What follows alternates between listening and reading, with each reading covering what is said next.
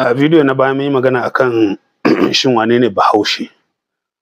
Muka ce kalmar Bahaushe tana da faɗi saboda Hausa akwai ta da haɗiyar mutane da kuma sauran ƙabilu.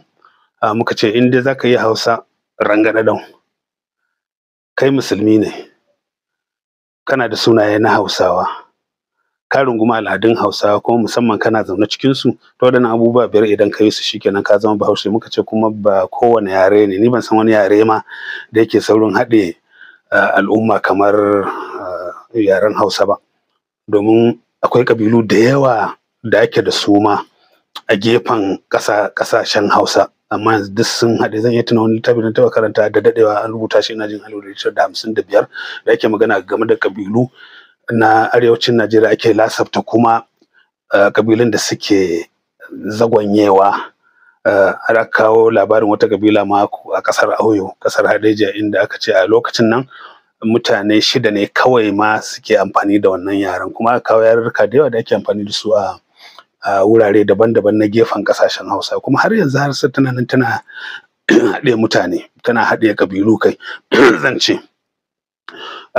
Amma wato ita kuma Hausa ba a haɗe ta, wato duk Bahaushe baya da wuya ka ga Bahaushe ya jefar da yarensa ya rungumi al'adun wasu, kuma duk inda yake komai daɗewa za ka ga yana nan a Bahaushensa da al'adunsa, ko a wasu ƙasashen ne ko a cikin, in ka je Sudan za ka ga suna nan da al'adunsu duk da daɗewar da suka yi a can. In ka je Saudi Arabia, in Senegal, ka je duk inda ka je, a nan Najeriya ma in ka je Jos misali, inda an san Hausawa ne suka kafa garin Jos, tunda tsakiyar garin Jos za ka je ka tarar gidaje ne irin na Hausawa, suna nan da al'adunsu. Haka in ka je Makurdi ma Hausawa ne suka kafa ta, in ka je za ka tarar a cikin tsakiyar Makurdi gidaje ne na Hausawa, suna al'adunsu, suna ɗabi'unsu, ba su narke sun zama 'yan wannan ƙabilar ba.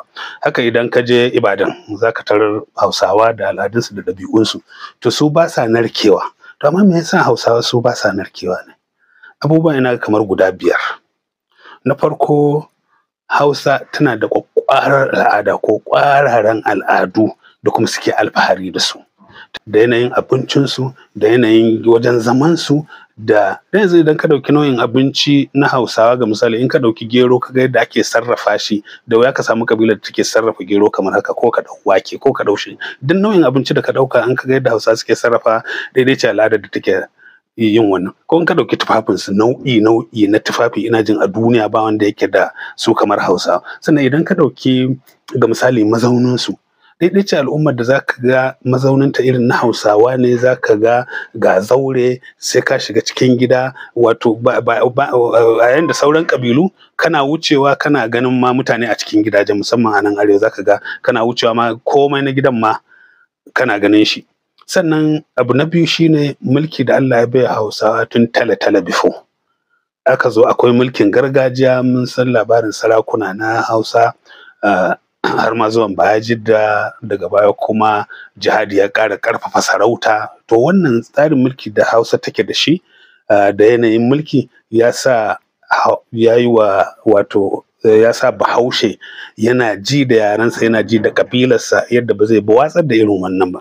Sannan Allah kuma ya bai wa Bahaushe kasuwanci, domin duk Najeriya babu wanda ya yi yawon kasuwanci a duniya kamar Bahaushe. Shi yasa ake jinsa ko'ina, har kurmi, shi yasa har aka sami zuwa Ghana, shi yasa har aka samu ma Hausawa mazauna can, duk yawanci kasuwanci ne ya kai su.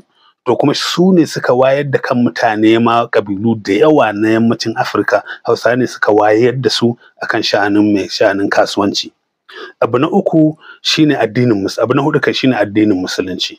Hausawa suna daga ciki, in ka ɗauke Kanuri a wajen karɓar Musulunci a arewacin Najeriya, kaga sai Hausawa. To kuma wannan daɗewa da suka yi da Musulunci, duk inda suka je ko fatauci ko wata harka dai daban ta neman kuɗi, to a wayance suke zuwa, domin suna zuwa suna tarar da su wane ne waɗanda da ake cewa arna, waɗanda ba su da tufafin sawa, waɗanda a daji suke ko a kan duwatsu, ba san addini ba sai na gumakansu. To wannan addini da musulmi suke da shi ya sa Hausawa, wato wannan addini na Musulunci da Hausawa suke da shi ya sa sun ji cewar su koma wata ƙabila daban. to fa za su zagwanyar da wannan addini da suke da shi ne. Abu na gaba da zan ce kuma ce na biyar kuma shine na ƙarshe, shine duk waɗannan abubuwa sai suka baiwa Bahaushe wayewa irin wanda duk wasu sauran ƙabilu ba su da shi kafin zuwan Turawa da zuwan Boko. Zuwan Turawa da zuwan Boko shine ya sa har wasu ƙabilun yanzu suka zo, tun da wayewa ta zamanin yanzu ta tashi daga kan duk waɗancan abubuwa ta koma sai kana da ilimin zamani, to shine fa yanzu kuma aka ɗan yi wa Hausawa fintikau, amma wannan bai sa Bahaushe ya canja shekarsa daga zama Bahaushe ya koma wata ƙabila ba.